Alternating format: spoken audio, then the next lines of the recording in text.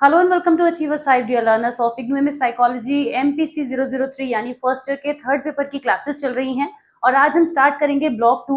Block 1 को हम previous 10 videos में कवर कर चुके हैं और आज के इस वीडियो में मैं आपको पहले क्विकली ये दिखा देती हूँ। आप देख सकते हैं स्क्रीन पर कुछ थोड़ा सा साइड का विजिबल नहीं होगा, let that be it's okay. Theories of personality, ये आपके ब्लॉक का नेम है जो कि सेकेंड ब्लॉक है।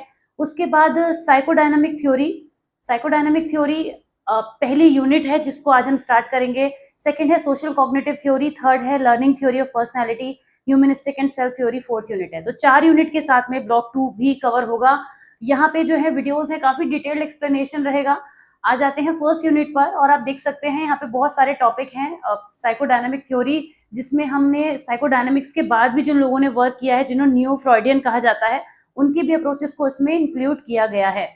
तो ये वीडियो कितने पार्ट में रहेगा ये मैं अभी कह नहीं सकती।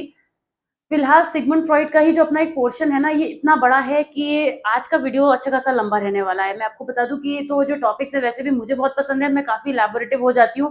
मैंने कई वीडियोस में इस टॉपिक को पढ़ा दिया है, मुझे खुद नहीं याद है कि मैंने कितने बार इसको पढ़ा दिया है। इजी नोट्स में भी तमाम बार एक्सप्लेन किया हुआ है, वो भी फर्स्ट ईयर सेकेंड ईयर में भी अलग अलग बार, सेकेंड ईयर में भी दोनों ब्रांचेस में, क्योंकि टॉपिक ही ऐसा है। आप हर साल इसको पढ़ते हैं। और फिलहाल चलिए बिना किसी डिले के शुरुआत करते हैं, क्योंकि जब हम जानते हैं वीडियो लंबा है तो और ज्यादा टाइम हम नहीं लेंगे। तो आज का जो हमारा पोर्शन रहेगा वो स्टडी के पॉइंट ऑफ व्यू से देखें तो ये इतना है, लेकिन ये इतने में बहुत कुछ है। आइए मेरे साथ आगे बढ़ते हैं इस वीडियो में। तो हम इंट्रोडक्शन से देखेंगे। साइकोडायनामिक्स के बारे में आप बहुत सारी बातें जानते हैं कि साइकोडायनामिक्स जो है वो, उसमें सिगमंड फ्रॉइड का नाम ही सबसे पहले आता है। पहले और बाद क्या, उनका ही नाम आता है, वहीं से शुरुआत होती है। जो है सिगमंड फ्रॉइड से साइकोडायनामिक्स की शुरुआत होती है। और क्या है फ्रॉइड की जो अप्रोच है उसके बारे में इसमें हमें पढ़ना है। ये जो पोर्शन है ना, ये काफी इंपॉर्टेंट और इंटरेस्टिंग है, क्योंकि इसमें आपको ऐसे ऐसे पॉइंट्स पता चलेंगे जो आप की पॉइंट्स की तरह बनाकर कहीं भी यूज कर सकते हैं। साइकोडायनामिक्स में कहीं भी जहां पर ये टॉपिक आएगा वहां पर इन चीजों के बारे में आपको पता भी चलेगा, आगे डिटेल में पता चलेगा, लेकिन पॉइंटर की तरह से ना, कैरेक्टरिस्टिक्स की तरह से नोट कर सकते हैं आप। तो शुरुआत करते हैं। There are certain assumptions that make the distinction between psychodynamic theories and other theories of personality. जब भी हम पर्सनैलिटी की थ्योरीज की बात करते हैं तो जो सबसे अलग दिखती है वो साइकोडायनामिक्स है। इसकी बातें ही अलग हैं, इसकी चीजें ही दुनिया से अलग हैं। बाकी थ्योरीज जो है वो ट्रेड्स पर, कैरेक्टरिस्टिक्स पर, बहुत सारी चीजों पर बात करती है, लेकिन इसकी बातें सबसे अलग हैं। तो हम यहाँ पे समझेंगे कि कौन कौन से वो अजम्पशंस हैं जिसके बेसिस पर हम इसको समझ सकते हैं। सबसे पहला है, our behaviour and feelings are powerfully affected by unconscious motives. ये थॉट, ये जो लाइन आपको दिख रही है ना, ये एज अ थॉट यूज होती है साइकोडायनामिक्स में। तो यहाँ पे ये कहा जाता है कि जो हमारी पर्सनैलिटी शेप होती है उसके पीछे सबसे इंपॉर्टेंट रोल अनकॉन्शियस मोटिव्स का होता है। यानी अनकॉन्शियस में जो हमारे छुपा है ना, वो हमारी पर्सनैलिटी बिल्ड करता है, ये इसमें समझा जाता है। Our feelings and behaviors as adults are rooted in our childhood experiences। दूसरी सुपर डुपर इंपॉर्टेंट बात जिसको आप साइकोडायनामिक्स में देखते हैं, इनका कहना है कि जो हमारी पर्सनालिटी शेप होती है उसके पीछे हमारे चाइल्डहुड के एक्सपीरियंसेस भी होते हैं। तो ये दूसरी इंपॉर्टेंट बात हो जाती है। तीसरी बात है, all behaviour has a cause, even slip of the tongue, therefore all behaviour is determined. Her behaviour के पीछे कॉज होता है, कोई भी बिहेवियर बेवजह नहीं होता है। और वो कॉज जो होता है वो हमारा अनकॉन्शियस को ये मानते हैं। अनकॉन्शियस इसमें बहुत इंपॉर्टेंट चीज है। Personality is made up of 3 part. Personality 3 चीजों से मिलकर बनी है, इड, ईगो, सुपर ईगो। इन्हें डिटेल में पढ़ेंगे आगे, राइट। तो इन 3 चीजों से मिलकर हमारी पर्सनैलिटी फॉर्म होती है। मतलब हर पर्सनैलिटी के अंदर इड, ईगो और सुपर ईगो का एक बैलेंस होता है, एक कॉम्बिनेशन होता है। Behaviour is motivated by 2 instinctual drive, eros and thanatos. यानी कि जो हमारी सेक्स ड्राइव और लाइफ इंस्टिंक्ट्स होती हैं, जिनको लाइफ इंस्टिंक्ट्स भी कहते हैं, ये हमारी एक तरीके की ड्राइव्स होती हैं। और दूसरी ड्राइव्स वो होती हैं जो एग्रेसिव ड्राइव्स होती है, जिन्हें हम डेथ इंस्टिंक्ट्स भी कहते हैं। ऐसी चीजें जो हमें गुस्सा दिलाती हैं। तो ये दोनों ही ड्राइव जो है वो इड से निकल कर आती है, क्योंकि इड को हम जिद से कंपेयर करते हैं। मतलब ऐसी इड एक ऐसी एनर्जी है हमारे अंदर जो हमसे चीजों को एग्रेशन में काम करवाती है, एक्साइटमेंट में काम करवाती है ना, किसी भी तरीके से वो चीज नजर आ सकती है। Parts of the unconscious mind, id and super ego are in constant conflict with the conscious part of the mind. यानी जो हमारे इड और सुपर ईगो होते हैं वो हमेशा ईगो के साथ क्लैशेस में रहते हैं। ये भी एक बात है जो हमें समझनी है। ये जो पॉइंटर्स आपको दिख रहे हैं ना, ये भी सब डिटेल्स में हम पढ़ेंगे, इसलिए ऐसा नहीं है कि मुझे यहाँ पे आपको बहुत डीपर एक्सप्लेनेशन करना है। फिर भी मैं हर चीज पर एक लाइट थ्रो करती हुई चल रही हूँ। Personality is shaped as the drives are modified by different conflicts at different times in childhood। जो कि साइकोसेक्सुअल डेवलपमेंट कहलाता है। अब इसको लाइन को भी मत समझिए, मेरी तरफ से बिल्कुल भी मत समझिए, क्योंकि मैं इसको आपको बहुत डिटेल में पढ़ाऊंगी। ये मुझे आज पता नहीं क्यों ऐसा पढ़ा, शुरुआत करते से ही लग रहा है कि ये साइकोडायनामिक्स से 2 पार्ट में जाएगा। चलिए देखते हैं क्या होता है। फिलहाल साइकोसेक्सुअल डेवलपमेंट को समझने के लिए इसकी पूरी थ्योरी को समझना पड़ेगा। ये कोई वर्ड नहीं है जिसको मैं आपको ऐसे ही बता दूं, और मैं बताऊंगी भी नहीं ऐसे, क्योंकि वो पॉसिबल भी नहीं है। तो फिलहाल ये भी एक पॉइंटर हो जाता है जो आगे हम पढ़ेंगे। साइकोडायनामिक और साइको एनालिटिकल, ये दोनों वर्ड जो होते हैं ना, एक दूसरे से इंटरचेंज किए जाते हैं, कंफ्यूज होते हैं। लेकिन फ्रॉइड्स की जो थ्योरी है वो साइको एनालिटिक है, जबकि जो साइकोडायनामिक टर्म है वो उसकी थ्योरी भी है और उसके फॉलोअर्स ने भी यूज की थी। ऐसे भी समझ सकते हैं, ज्यादा इजी कर देती हूँ, कि साइकोडायनामिक जो टर्म है वो एक बिगर टर्म है, ओके, जिसको हम कहते हैं साइकोडायनामिक्स। अब साइकोडायनामिक्स के अंदर बहुत सारी चीजें आती हैं, ठीक, और उसमें से एक जो है वो साइको एनालिटिकल थ्योरी है, ऐसे समझ लीजिए। ठीक, ऐसे समझ में आ जाएगा आपको कि साइकोडायनामिक्स के अंदर ही साइको एनालिटिकल थ्योरी आती है, इसका एक पार्ट है। सिगमुंड फ्रॉइड जो थे, उन्होंने थ्योरीज का कलेक्शन किया which have formed the basis of the psychodynamic approach to psychology। अच्छा, जो ये थे सिगमंड फ्रॉइड जो थे, he was an MD, right, और अपनी प्राइवेट प्रैक्टिस करते थे, और इनके पास बहुत सारे पेशेंट्स आते थे, बहुत सारे क्लाइंट्स आते थे। पेशेंट्स ही कहेंगे, क्लाइंट्स तो हम तब कहते हैं जब उनके साथ हम थेरेपी वगैरह यूज करते हैं।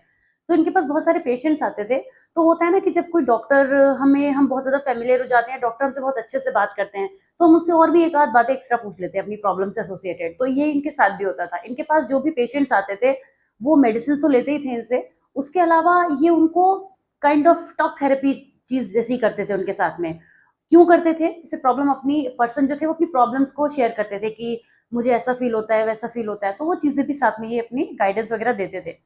इसी बीच में इनके पास कुछ ऐसे भी पेशेंट्स आए जो अपनी ड्रीम्स को लेकर इनसे बात करने लगे, और इन्होंने महसूस किया कि जो ड्रीम्स हैं, जो लोग ड्रीम्स देख रहे हैं, उसका इन्होंने इंटरप्रिटेशन स्टार्ट किया। इंटरप्रिटेशन करते करते एक ऐसा पॉइंट आया जब इनके इंटरप्रिटेशन से उन लोगों को फायदा होने लगा कि ऐसा ड्रीम हमें क्यों आ रहा है, क्योंकि आपके मन में कुछ ऐसा चल रहा है। इन्होंने सपने में आने वाली चीजों को या सपने में दिखने वाले सिंबल्स को कनेक्ट किया पर्सन के अंदर छिपे हुए अनकॉन्शियस के जो भी सोर्सेज होते हैं उनसे, और अच्छी बात ये हुई कि वो कनेक्ट कर गई चीजें। तो पेशेंट्स जब उस चीज से उनको बेनिफिट मिलने लगा, उन्हें लगने लगा, तो एक पॉइंट ऐसा आया कि पेशेंट्स की बातों में इनको भी इंटरेस्ट बढ़ गया, और दोनों का एक दूसरे की तरफ इंटरेस्ट बढ़ गया। जो सिगमंड फ्रॉइड थे, उनको ये इंटरेस्ट जागा कि अब इस चीज में रिसर्च और अच्छे से की जाए, और उन्होंने इसमें प्रॉपर रिसर्च करनी शुरू कर दी।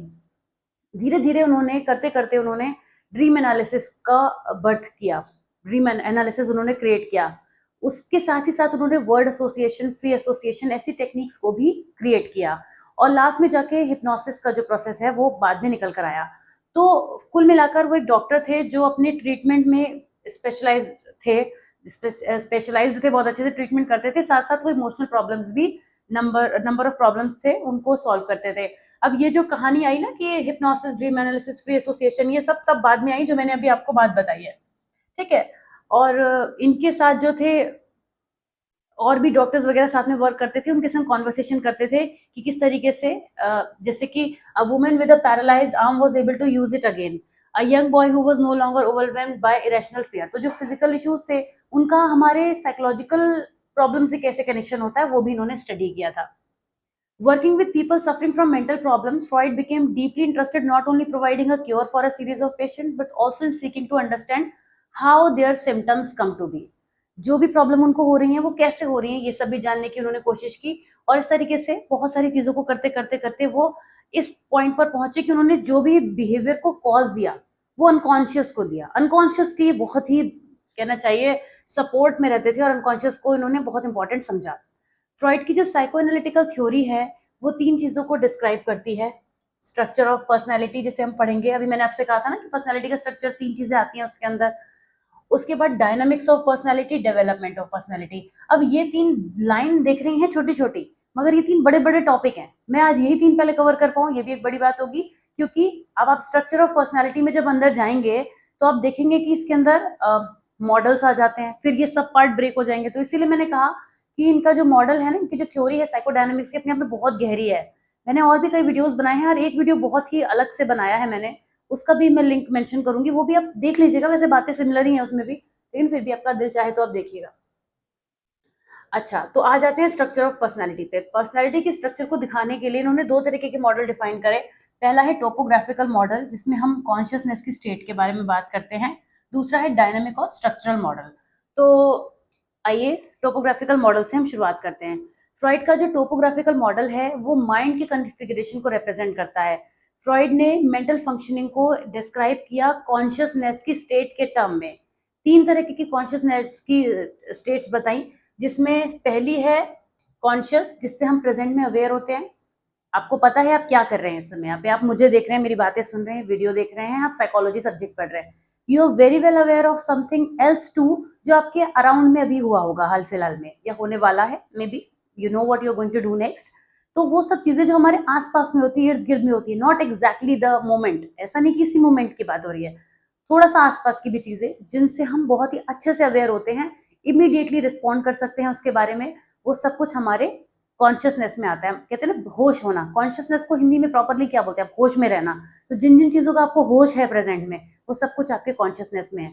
तो उनके मॉडल में ये कहा गया था कि जो हमारी मेंटल फंक्शनिंग है वो तीन स्टेट में कॉन्शियसनेस के डिवाइड होती है। पहली स्टेट है कॉन्शियसनेस, खुद ही उसका नाम ही कॉन्शियसनेस है पहली स्टेट का, यानी कि जो भी हम किसी मोमेंट में और उसके आसपास की चीजों में बहुत ही अच्छे से अवेयर होते हैं, something which you are aware of is the part of this, is the first state.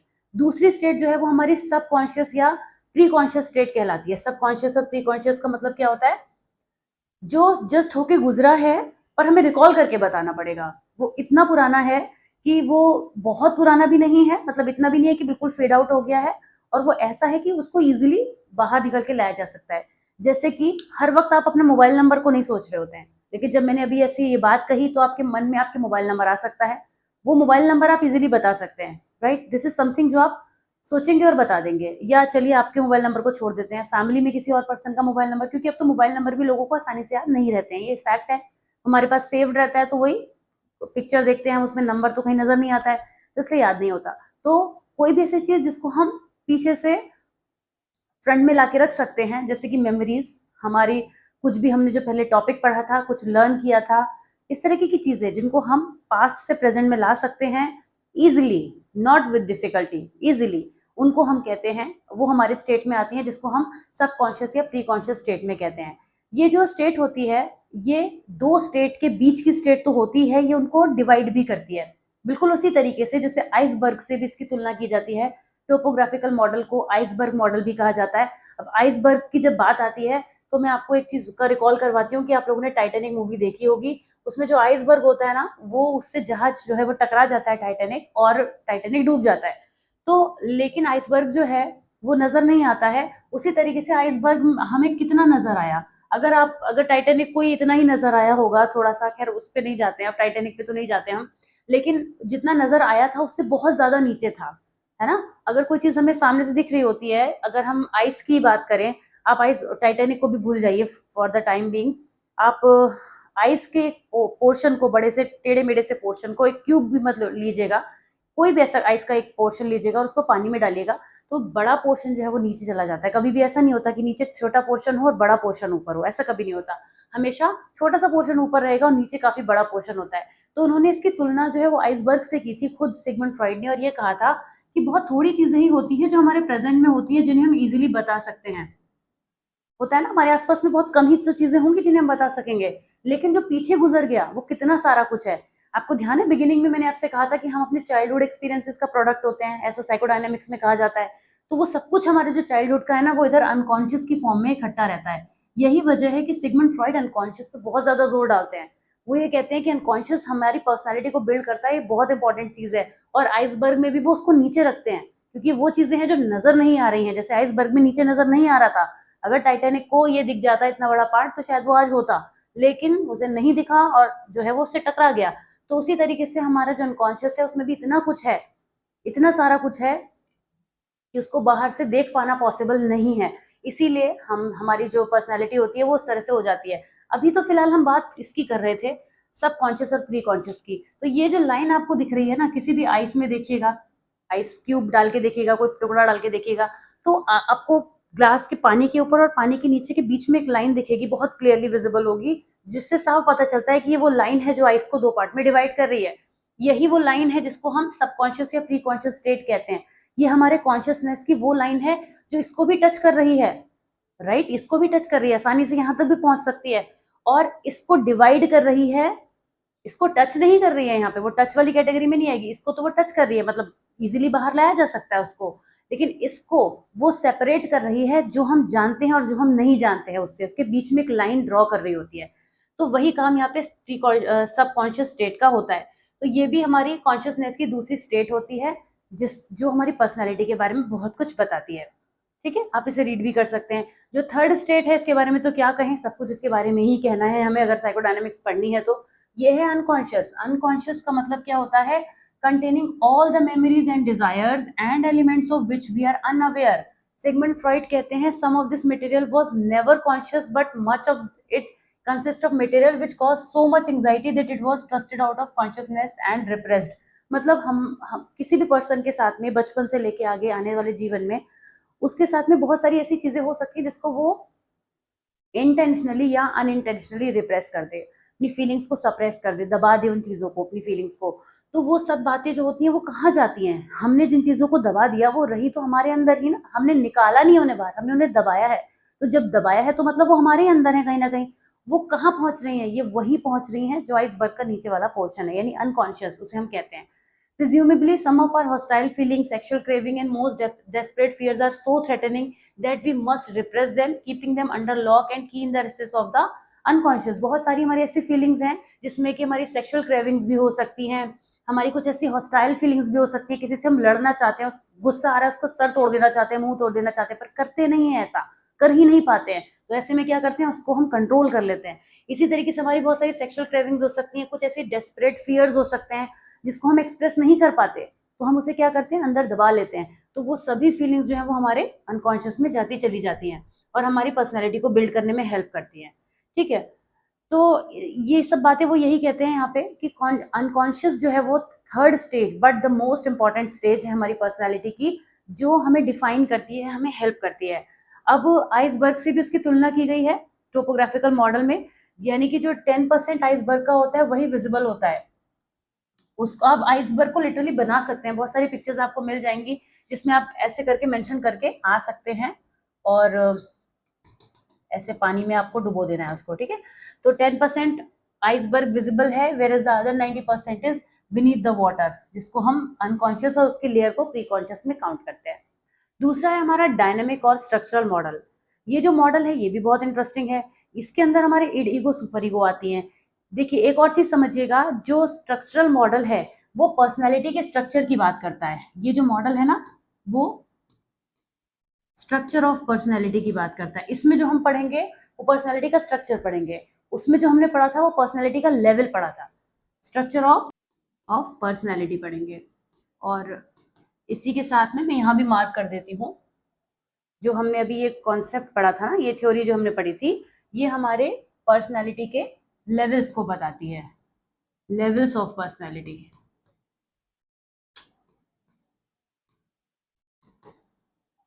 ठीक है ना, ये दो बातें भी आपको ध्यान में रखनी है। आ जाते हैं हम अपने नेक्स्ट टॉपिक पे, which is structure of personality. तो स्ट्रक्चरल मॉडल है, नाम से भी समझ में आ ही रहा होगा आपको, ये 3 स्टेट्स की बात करता है कि किसी भी पर्सन के अंदर 3 स्टेट्स में पर्सनैलिटी डिवाइड होती है, 3 स्टेजेस में डिवाइड होती है, स्टेट्स तो ऊपर हो गई थी, स्टेजेस में डिवाइड होती है, जहाँ पे जो कि हमारी पर्सनैलिटी के स्ट्रक्चर को बनाते हैं। ये 3 टर्म है, जो 3 रीजन है, इन्हें हम कहते हैं id ego and super ego. इन तीनों से मिलकर ही हमारी पर्सनैलिटी बनती है। ये जो रीजंस हैं वो हमारे अंदर किन किन चीज़ों के कॉन्फ्लिक्ट को रिफ्लेक्ट करते हैं, what we desire, what can be realistically obtained and what are moral code telling us right or wrong। क्या बात है, ये आगे से कनेक्ट होगी। सबसे पहले इड की बात करते हैं। इड को जब भी मैं बोलती हूँ, यहाँ समझाती हूँ आपको, हमेशा इड को कंपेयर करती हूँ जिद के साथ में, क्योंकि इड हमारी जिद को ही दिखाता है, चाइल्डिश बिहेवियर को दिखाता है, प्लेजर सीकिंग बिहेवियर को दिखाता है कि जो मुझे चाहिए तो चाहिए हर हालत में। जब भी हम इस तरीके का बिहेवियर रिफ्लेक्ट कर रहे होते हैं तो मतलब हमने इड वाले कंपोनेंट को, पर्सनालिटी के इड वाले कंपोनेंट को दिखा रहे होते हैं। दुनिया में ऐसा कोई भी पर्सन नहीं है जिसके अंदर इड का प्रोपोर्शन ना हो, तीनों में से कोई चीज ना हो पॉसिबल ही नहीं है। ये तीनों वेरियस रेशियो में हमें पर्सन के अंदर नजर आती हैं। तो जब इड की बात करते हैं तो ये इड प्राइमरी रीजन है, इन्होंने कहा कि इड जो है वो बर्थ से प्रेजेंट होता है। बच्चा दुनिया में आता है, सबसे पहला काम वो यही चीखना चिल्लाना रोना ही करने लगता है। उसे कोई चीज नहीं मिलती है, भूख लग रही है तो उसकी जिद है। हाँ, ये अलग बात है कि आप ये थोड़ी कहेंगे उसकी जिद थोड़ी है कि उसको भूख लग रही है, ये तो उसकी नीड है। तो उस नीड के लिए ही वो रिफ्लेक्शन कर रहा है। पर धीरे धीरे जब वो बड़ा होता है तो ये चीज बढ़ने लगती है, राइट। लेकिन ये पूरी तरीके से अनकॉन्शियस होती है। This it is that part of personality that deals with immediate gratification of primitive needs, sexual desires and aggressive impulses. जो बच्चा होता है या बड़े होकर भी जब इड की बात हो रही है तो इड को तुरंत के तुरंत हर चीज चाहिए, इसीलिए हमने जिद से इसको कंपेयर किया है। It is govern by the pleasure principal. याद रखिएगा, ये लाइन इंपॉर्टेंट है, ये प्लेजर प्रिंसिपल से गवर्न होती है, क्योंकि आगे भी सबके संग एक प्रिंसिपल का नाम जुड़ेगा। It demands the satisfaction of desire without regard for what is possible. एक बच्चा ही ये चीज की जिद कर सकता है कि कुछ चीज पॉसिबल है या नहीं है। आप बड़े हैं, आप ये जानते होंगे कि क्या पॉसिबल है, आप वही चीज की बात करेंगे। लेकिन एक बच्चा है, उससे मतलब नहीं है कि क्या हो सकता है क्या नहीं हो सकता, उसे चाहिए तो चाहिए। वो वाली जो चीज होती है वो इड होती है। कोई भी पर्सन जो बहुत आगे बढ़ने पर जीवन में अपनी एक अच्छी एज आ जाने तक भी इस तरीके के बिहेवियर को दिखाता है, तो इसका मतलब साफ होता है कि उसके अंदर इड का प्रोपोर्शन अभी भी हाई है। दूसरी चीज आ जाती है ego. The second reason is the ego. Since the it has no concern with the demands of reality और लॉजिक, तो बिना किसी एडिशनल मेंटल डेवलपमेंट के हम सर्वाइव ही नहीं कर सकते। आप खुद सोचिए, उस चाइल्डिश बिहेवियर को लेके आप कितने टाइम तक रह सकते हैं। 5 6 7 साल तक बच्चा बिहेव करेगा, 8 9 साल तक आते आते अगर वैसा ही बिहेवियर करेगा तो पेरेंट्स भी परेशान हो जाएंगे और कहने लगेंगे ये तो मेंटली डेवलप ही नहीं हो रहा है, उसके डेवलपमेंट पे सवाल उठना शुरू हो जाएगा। या अगर कोई 20 साल का 25 साल का बच्चा अगर बच्चों वाली चीज बिहेव कर रहा है तो उसके साथ ये कहा जाएगा ये क्या बचपना है, ये किस तरीके की जिद है, बड़े हो गए हो तो कहा भी जाता है ऐसा। तो इसका मतलब ये है कि अब आपको लॉजिक समझना होगा, अब आपको रियलिटी को एक्सेप्ट करना होगा कि क्या हो सकता है क्या नहीं। तो जब हम रियलिटी से जुड़ जाते हैं और उस जिद को छोड़ देते हैं, तब इसका मतलब हमारी इड से निकलकर अब हम ईगो की तरफ आ गए हैं। इसका मतलब ये नहीं है कि इड खत्म हो गई है, इड का रेशियो कम हो गया है, अब हमारे अंदर ईगो डेवलप होनी शुरू होती है। ये जो ईगो है वो चाइल्डहुड के साथ नहीं आती, लेकिन ये इड से जरूर निकलती है।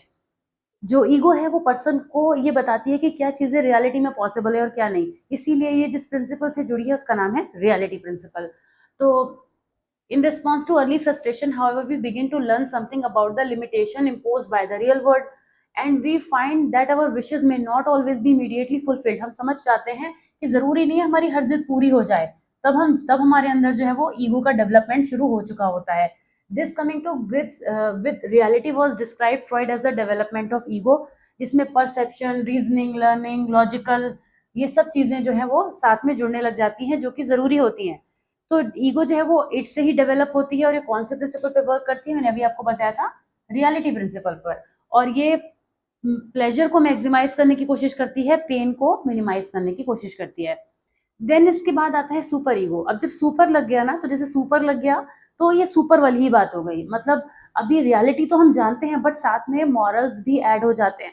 हमें चोरी नहीं करनी चाहिए ये हम जानते हैं, चोरी करना बुरी बात है हम ये जानते हैं, लेकिन हमें चोरी क्यों नहीं करनी चाहिए कि इससे हमारा कैरेक्टर खराब होता है, चोरी करने से हमें कोई पसंद नहीं करेगा। मतलब when we are adding values to that particular logic, logic में वैल्यू भी जब ऐड हो जाता है तब, यानी जो ईगो में जब सुपर लग जाता है तो वो सुपर ईगो बन जाती है। ये सुपर ईगो जो होती है थर्ड रीजन होता है हमारी पर्सनैलिटी का। It ordinarily develop as children are expose to the moral values of their parents.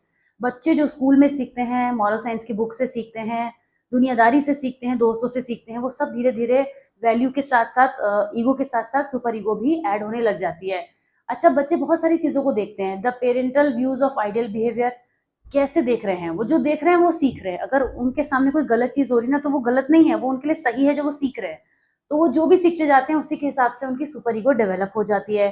Super ego के भी दो एस्पेक्ट्स हैं, ego ideal and conscience. Like the ego, the super ego spans all three level of consciousness, while most of us are able to verbalize our ideals and our moral system. ये भी सच है that we are not always aware of the reasons for a strong emotional reaction. कई बार हम अपनी emotional reaction के towards logic नहीं दे पाते कि हमने वैसा क्यों बिहेव किया, पर हम करते हैं, राइट। तो जो हमारी सुपर ईगो है वो हमें एक सोशली एक्सेप्टेबल वे में बिहेव करना सिखाती है और हम समझ पाते हैं कि चीज़ों को करना कैसे चाहिए। इसके बाद हम आते हैं नेक्स्ट टॉपिक पे। आपको ध्यान होगा वो 3 लाइंस थी जिसमें हमने अभी पहली वाली को ही कवर किया है, डायनामिक्स ऑफ पर्सनैलिटी पे तो अब हम आए हैं। पहले हमने यहाँ से शुरुआत की थी, ये भी पीछे छूट गया, इसमें हमने ये कवर कर लिया है। इसको ना हमने ये वाला पार्ट कवर कर लिया है, इसको हम बोल सकते हैं फर्स्ट, राइट। तो ये हमने कवर कर लिया है। अब हम सेकंड पे आएंगे और फिर पर्सनैलिटी के डेवलपमेंट पे आएंगे। तो डायनामिक्स ऑफ पर्सनैलिटी पे आते हैं। बहुत कुछ है इसमें, बहुत कुछ है लिटरली। डायनामिक्स ऑफ पर्सनैलिटी पे आते हैं। जरा मैं एक बार आगे देख लूँ डिफेंस मैकेनिज्म, क्योंकि मैं ये सोच रही हूँ कि मैं क्या क्या करा पाऊंगी। फिर डेवलपमेंट ऑफ पर्सनैलिटी के बाद है हमारा, और साइकोसेक्सुअल स्टेजेस भी हैं यहाँ पे, इसी में है। फ्रॉइड्स की थ्योरी भी है, डिमेरिट्स भी हैं, ज़्यादा नहीं है वैसे, लेकिन लेट्स सी। अभी देखती हूँ मैं कि कितना टाइम हो गया, मुझे ध्यान नहीं आ रहा, मैं बहुत देर से पढ़ा रही हूँ, तो टाइम को थोड़ा देख के चलूंगी। डेवलपमेंट ऑफ पर्सनैलिटी और लास्ट का पोर्शन बाद में ले सकते हैं। Let's see. चलिए हम आ जाते हैं डायनामिक्स ऑफ पर्सनैलिटी पे। हाँ, ये हमने पढ़ लिया था ना, डायनामिक्स ऑफ पर्सनैलिटी पे रहते हैं। मैं आप लोगों का भी टाइम वेस्ट कर रही हूँ, साथ साथ कट कर सकती हूँ इतना पोर्शन वीडियो में से, मैं ऐसे कोई इशू नहीं है। माय गुडनेस, 26 मिनट्स हो चुके हैं। अमेजिंग, 26 मिनट्स हो चुके हैं, और मैं इसके बाद यही बस इतना ही कराने वाली हूँ। 30 मिनट से ज़्यादा का वीडियो नहीं करूँगी, क्योंकि नेक्स्ट पार्ट कवर करना पड़ेगा, नहीं तो 1 घंटे से कम का वीडियो नहीं होने वाला। चलिए, खैर, dynamics of personality. According to Freud, human organism is a complex system in which relies on both physiological energy as well as psychic energy. इस एनर्जी का तो नाम आपने सुना ही है, फिजिकल एनर्जी मतलब जो हमारे फिजिकल एक्टिविटीज में यूज होती है, सब जानते हैं। साइकिक एनर्जी वो होती है जो हम माइंड से यूज करते हैं, हम दिमाग भी तो यूज करते हैं ना, जैसे बहुत सारे कॉग्निटिव एक्शन परफॉर्म करते हैं। कुछ लोग मैंने ऐसे भी देखे हैं, इनफैक्ट मैं खुद भी उनमें से एक हूँ। जब मैं चीज़ों को फिजिकली परफॉर्म नहीं कर सकती, जैसे मैं ट्रैवल कर रही हूँ, या फिर मैं किसी ऐसी जगह पर हूँ जहाँ पर मुझे वेट करना पड़ा है, like I am sitting at hospitals में वेट करी डॉक्टर का, तो वो टाइम मैं अपनी साइकिक एनर्जीज का यूज़ कर लेती हूँ। माइंड में बहुत सारी चीज़ें कर लेती हूँ जो मुझे करनी होते हैं काम, तो उसमें मैं प्लानिंग कर लेती हूँ, कुछ भी चीज़ों के बारे में थॉट प्रोसेसिंग कर लेती हूँ, जिसके लिए मुझे टाइम अलग से निकालना पड़ता है। तो ये हम सब करते हैं, और अच्छा है साइकिक एनर्जी का हम यूज़ करते हैं। तो हमारे इस थ्योरी में ये कहा जाता है कि Freud id is the contact point of these two type of energies. Related to these energies, Freud developed some concepts which explain the dynamic aspects of personality like instinct, anxiety and mental mechanism। इन चीज़ों को उन्होंने explain किया कि जो हमारे साथ बहुत सारी ऐसी चीज़ें भी होती हैं कि हम इंट्यूटिव हो जाते हैं, बहुत सारी चीज़ों को लेकर सोचते हैं, इंस्टिंक्ट्स होती हैं, हमारी बेसिक नीड्स होती हैं, उन सब के बारे में यहाँ पे इंक्लूड किया गया है। Freud states that the instincts are the ultimate cause of all behaviour. The 2 basic instincts are eros and the thanatos. ये भी मैंने आपको शुरू में बोला ही था। जहां पर हम लव की बात करते हैं, इरोज जो होता है वो पॉजिटिव वे में चलता है, थैनेटोस जो होता है वो डेथ इंस्टिंक्ट की बात करता है। The purpose of eros is to establish and preserve unity through relationship, जबकि डेथ इंस्टिंक्ट का क्या मतलब होता है, वो डिस्कनेक्ट करता है चीजों को, यानी जो चीजें जुड़ रही हैं उनको दूर कर देता है एक दूसरे से। ये दोनों ही जो थॉट्स हैं, वो दोनों ही जो इंस्टिंक्ट्स हैं, वो बड़ी जरूरी है लाइफ में। जहां एक तरफ लव होना जरूरी है, वहीं तरफ सेपरेशन भी जरूरी है एट सम पॉइंट। तो इनको हम कहते हैं, ठीक है। Libido is the main source of psychic energy and is thought to come from these 2 main instincts. इन्हीं से निकल के लिबिडो आता है, जो अट्रैक्शन को रिफ्लेक्ट करता है। अब डिफेंस मैकेनिज्म इसके अंदर एक टॉपिक है। Anxiety comes from realistic sources in the external world and conflict with in one's own mind. Anxiety क्या होती है, जो हमारे माइंड में पहले चलती है, हमारे थॉट्स जो है वो एंग्जाइटी क्रिएट करते हैं, यानी हमारे थॉट्स नहीं करते हैं, जिन चीज़ों के टुवर्ड्स हमारे साथ थॉट डेवलप होता है। अगर कोई सिचुएशन बहुत ज़्यादा ट्रिगर करने वाली है, तो हमारे थॉट्स उसकी तरफ नेगेटिव हो जाएंगे, फिर हम उनसे परेशान होना शुरू होंगे। मतलब कोई चीज़ डायरेक्ट हमें एंग्जाइटी नहीं देती है, पहले वो हमारे माइंड को ट्रिगर करती है, और फिर वहां से जो है हम डिस्टर्ब होना शुरू होते हैं। तो अगर हम अपने माइंड को शांत कर लें, है ना, तो क्या होगा, हम कोई मतलब हम एक ऐसी स्ट्रेटेजी यूज करें जिससे हम अपने मन की एंग्जाइटी को शांत कर लें, उसी को हम कहेंगे डिफेंस मैकेनिज्म। वो स्ट्रेटेजी जो डिफेंड करे अगेंस्ट द एंग्जाइटी जो हमें परेशान कर रही है, तो वो स्ट्रेटेजी क्या कहलाएगी, defence mechanism. A common conflict is when the id desires something that ego and super ego do not agree with. An important function of the ego is to operate defence mechanism. Psychological defences are the way we deal with anxiety. कुछ psychological defence mechanism की अभी हम बात करेंगे। जैसे हमें ये लगा कि हम आइसक्रीम खाना चाहते हैं, लेकिन हमें बहुत ज्यादा कोल्ड हो रहा है, तो हमारा माइंड हमें क्या समझा रहा है, वो क्या एंग्जाइटी, हमारी एंग्जाइटी को कैसे शांत कर रहा है कि अगर हमने कोल्ड में आइसक्रीम खाई तो तबीयत और बिगड़ सकती है। तो यहाँ पे रियलिटी प्रिंसिपल ने ओवरटेक कर दिया हमारे इड को। तो इससे क्या होता है, हम यहाँ पे वो मैकेनिज्म है जो डिफेंड कर रही है उस सिचुएशन को कि हम ऐसा करना चाहिए या नहीं। Denial is one of the anxiety, one of the defence mechanism. Deny कर देने से कई बार हम बहुत सारी चीजों से एकदम दूर हो जाते हैं। डिनाई कर देना, कंप्लीटली पूरी तरीके से उस चीज से हट जाते हैं। Day dreaming about how things might have been is a common way we cope with anxiety by denying that things happened the way they did. Denying भी कई तरीके से होता है, जैसे किसी पर्सन को ये पता चले कि उसको बहुत कोई सीवियर बीमारी है और वो पूरी तरीके से उसको एक्सेप्ट ही करने से मना कर दे, तो भी वो डिनायल है। या फिर किसी सिचुएशन से एस्केप के लिए हम किसी और चीज़ों के टुवर्ड्स इंक्लाइंड हो जाएं, तो उस चीज़ से हमने अपने आप को दूर कर लिया, वो भी डिनायल है। तो डिनायल कई तरीके से किया जा सकता है। जैसे यहाँ पे हमने देखा कि I did not fail my exam, it must be a mistake. Teachers ने मार्क्स कम दिए होंगे, सबसे बढ़िया ब्लेम होता है टीचर्स पे लगाने के लिए कि मैंने तो बहुत अच्छा किया था, टीचर्स ने ही बायस्ड होकर मार्क्स कट कर दिए। तो हमने तो डिनाई कर दिया कि भाई हमारा कोई रोल नहीं है सिचुएशन में। तो इससे क्या होगा, हम अपने मन को शांत करा लेंगे कि हाँ मेरी तो गलती ही नहीं है ना, तो डिनाई कर देना। तो डिनायल जो है वो one of the defence mechanism है जिसको हम काफी यूज करते हैं डेली लाइफ में। दूसरा है रिप्रेशन। रिप्रेशन कब होता है कि जब ऐसी चीजों का वैनिशिंग ओल्ड बैड मेमोरीज और इवेंट करंट थिंग्स, कोई भी ऐसी चीज जिसको हम बिल्कुल रिप्रेस कर दे, दबा दे अपने अंदर, उसको दोबारा याद करने का भी ना सोचें, वो रिप्रेशन में आ जाता है। You might fancy folding the leg of the person next to you and this could cause anxiety, so you repress the desire. किसी चीज से हमें इरिटेशन होती है पर हम उसे इग्नोर करते हैं, अपने मन में उस चीज को दबा देते हैं, बार बार सोचते नहीं उसके बारे में। या किसी पर्सन ने हमारे साथ बुरा बिहेव किया तो हमने उसको लेट गो किया क्योंकि हम उस चीज से अपने आप को परेशान नहीं होने देना चाहते, तो अपनी एंजाइटी को रेस्ट कराने के लिए हम उससे दूर हो जाते हैं। रिग्रेशन। रिग्रेशन एक ऐसी डिफेंस मैकेनिज्म है जो हमें ये बताती है कि हम रिग्रेट कर रहे होते हैं किसी सिचुएशन में। जैसे हम जिस सिचुएशन में होते हैं ना, कई बार हम क्या करते हैं, हमें पुरानी चीजों की बड़ी याद आती है। और रिग्रेशन बहुत लोगों के साथ में, सबके ही साथ में कभी ना कभी होता है और होता ही रहता है रिग्रेशन। हर दूसरे दिन हम रिग्रेट कर लेते हैं किसी ना किसी बात पे, काश ऐसा कर लिया होता, काश वैसा कर लिया होता। तो ये वो सब वही है। इससे क्या होता है, थोड़ी देर के लिए मन अच्छा फील करता है। तो moving back to an earlier stage जिसमें हमें लगे कि वो स्टेज पे हम जाके फिक्स हो जाते हैं, फिक्सेटेड जिसको हम कहते हैं। फिक्सेशन भी एक टाइप ऑफ मैकेनिज्म होता है जिसमें उस सिचुएशन में ही हम फिक्सेट हो जाते हैं। जैसे छोटा बच्चा जो होता है, आपने थम सकिंग करते हुए देखा होगा, तो वो क्यों करता है, कभी सोचिए कि उसे क्या मजा आता है थम सकिंग करने में। तो वो उस स्टेज में जीना चाहता होता है। या फिर जैसे कुछ लोग होते हैं वो साइकिलिंग करना पसंद करते हैं क्योंकि वो उनकी उस टाइम को, उस चीज को सामने लेकर आता है जिसमें वो अच्छा फील करते हैं। मैं खुद भी उनमें से एक हूँ, मुझे साइकिलिंग बहुत पसंद है और साइकिलिंग सिर्फ इसीलिए करना चाहती होती हूँ क्योंकि मुझे मजा आता है। आई फील सो गुड कि ऐसा लगता है कि हम वापस से वही छोटे जब हो गए और साइकिल चला रहे हैं। तो उस चीज को फील करने के लिए हम पुरानी स्टेज पे चले जाते हैं। तो ये रिग्रेशन का एग्जाम्पल है। रिग्रेशन हमेशा नेगेटिव नहीं होता, आपको पॉजिटिविटी भी दे सकता है जब आप उसको उस तरीके से एक्सपीरियंस करेंगे। कैसे एक्सपीरियंस कर रहे हैं डिपेंड करता है। Reaction formation. रिएक्शन फॉर्मेशन एक और डिफेंस मैकेनिज्म है। डूइंग और थिंकिंग द ऑपोजिट, जो भी चीज हुई है उससे ऑपोजिट सोचना, ये रिएक्शन फॉर्मेशन होता है। One of the hallmarks of reaction formation is excessive behaviour, किसी भी सिचुएशन के टुवर्ड्स। दूसरा, रिएक्शन फॉर्मेशन का मतलब है एक रिएक्शन को फॉर्म करना, एक ऐसे रिएक्शन को फॉर्म करना जो कि एग्जैक्टली उस समय पे है ही नहीं पर उसके ऑपोजिट हम बिहेव कर रहे हैं। Women who is angry with boss goes out of her way to be kind and courteous, मतलब वो जो है उसको आ तो गुस्सा रहा है लेकिन वो प्यार से बात करने की कोशिश कर रही है। ऑपोजिट बिहेवियर को रिएक्ट करना इज रिएक्शन फॉर्मेशन।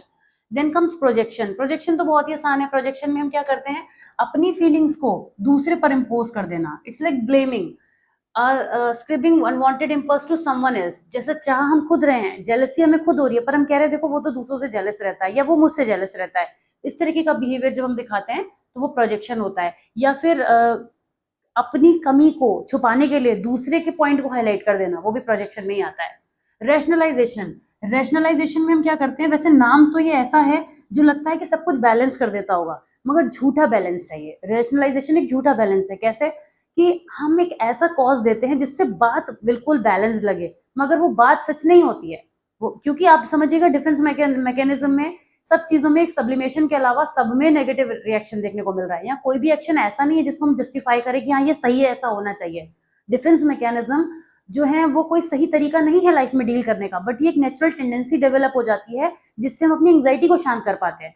तो रैशनलाइजेशन में भी हम यही करते हैं, finding a rational explanation for something you have done wrong, है ना, कि आपने एग्जाम में इसलिए फेल नहीं हुए क्योंकि आपने स्टडी नहीं करी बल्कि एग्जामिनर ने ही गलत क्वेश्चन करे। तो ऐसा करके आप बात को बैलेंस करने की कोशिश कर रहे हैं, तो ये रैशनलाइजेशन इसलिए कहलाता है। इसका नाम जरूर रैशनलाइजेशन है मगर ये अपने आप में पॉजिटिव रैशनलाइजेशन नहीं दिखाता है। ये दिखाता है कि आप कुछ भी गलत को सही, सही को गलत। वही वाली बात है कि कहते हैं ना एग्जाम्पल कि आटे में नमक मिलाया कि नमक में आटा, वो वाला एग्जाम्पल है यहाँ पे फिट होता है कि हमने क्या किया हमें खुद नहीं पता। इंटेलेक्चुअलाइजेशन।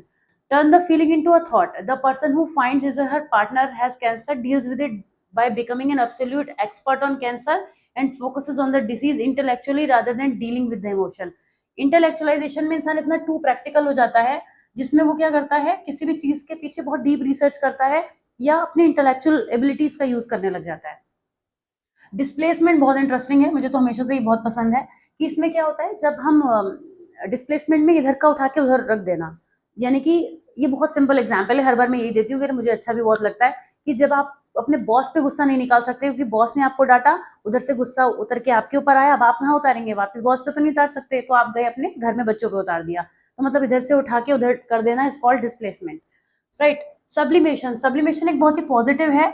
इसमें क्या होता है कि पर्सन अपने नेगेटिव एनर्जीज को कुछ कंस्ट्रक्टिव में लगा देता है, जैसे किसी का ब्रेकअप हो जाता है तो वो जिम जाके बॉडी बनाने लगता है, या फिर कुछ भी ऐसा कि बहुत लॉस हो गया मेरा, अब मैं बस जो करूंगा पॉजिटिव करूंगा, तो वो सब्लिमेशन का एग्जाम्पल है।